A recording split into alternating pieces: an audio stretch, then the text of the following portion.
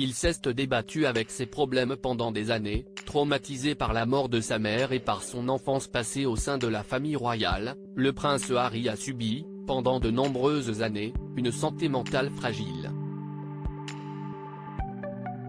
Désormais plus serein loin de Londres et de la pression de la monarchie, il a expliqué qu'un véritable diagnostic avait été posé.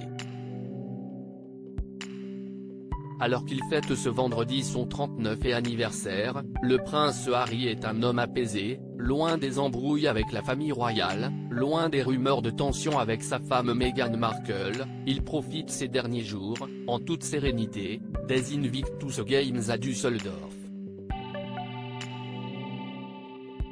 Mise en place il y a près de 10 ans, après son retour du front, cette compétition sportive qui rassemble toujours plus de vétérans blessés comble pour le moment toutes ses attentes.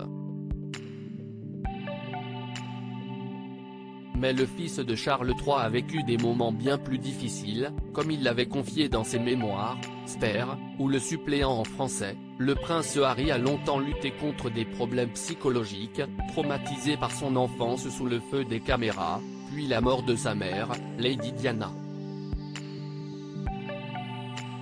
À tel point qu'il a fini par aller voir plusieurs psychologues, qui lui ont diagnostiqué divers troubles.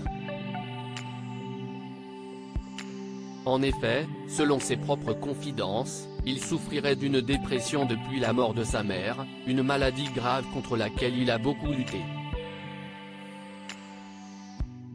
Mais également d'un trouble de l'attention et d'anxiété, qui ne l'ont pas vraiment aidé à être heureux durant ses jeunes années.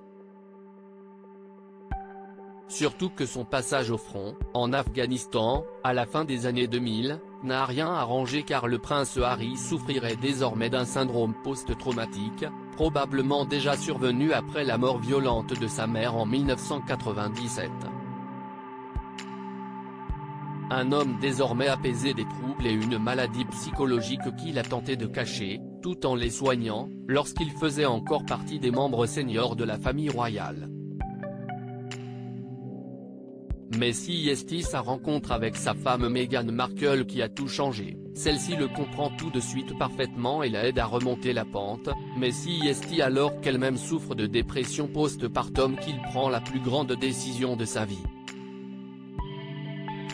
Quitter la famille royale, retrouver un relatif anonymat à Los Angeles, loin de son clan.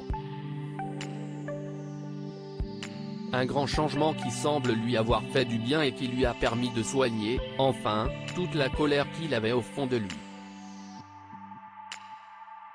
Aujourd'hui, heureux et apaisé, malgré les rumeurs qui annonceraient que son couple avec Meghan Markle tangue dangereusement, le jeune homme semble être une toute autre personne.